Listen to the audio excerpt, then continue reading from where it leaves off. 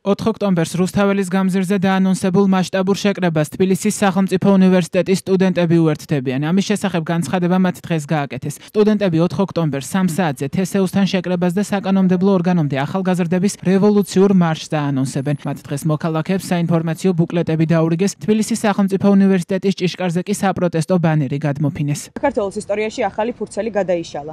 ხალხმა ორი თქო მონობასა და თვალდახუჭულ მორჩილებაზე. ქართულმა ხალხმა არ აღიარა 2024 წლის გაყალბებული არჩევნები, რომელიც ჩვენი თავისუფლების წართმევასა და ღირსების შელახვას ემსახურებოდა. ჩვენ გვჯერა, რომ გაყალბებული არჩევნები თვითგამოცხადებული უზურპატორი ქართული ოცნება არალეგიტიმურია. გამომდინარე აქედან 4 ოქტომბერს დაგეგმილი ეგრეთ წოდებული არჩევნებიც მხოლოდ და მხოლოდ ქართული ოცნების მიერ დაგეგმილი სპექტაკლია. ამიტომ ჩვენ, სტუდენტებმა ავირჩიეთ ბოიკოტის, არათანამშრომლობის რეჟიმი. ქართული ხალხი უკვე 3-ზე მეტი დღე უწყვეტად იბრძვის. ხალხმა გამარჯვების გზა ერთად, ერთმანეთის გვერდით დგომაში იპოვა. ეს აღარ არის მხოლოდ პროტესტი, ეს არის გზა ცვლილებების, რომელიც დაიბადა თავისუფლების წყურვილითა და სამართლიანობის მოთხოვნით.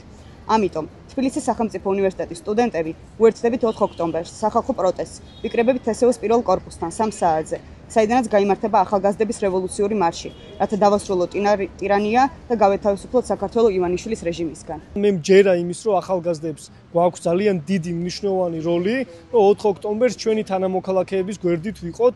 ჩვენ ძალიან მნიშვნელოვანი როლი გვაქვს ასევე და ვალდებულება ჩვენი თანაუნივერსიტეტელების მიმართ და სხვა სტუდენტების მიმართ.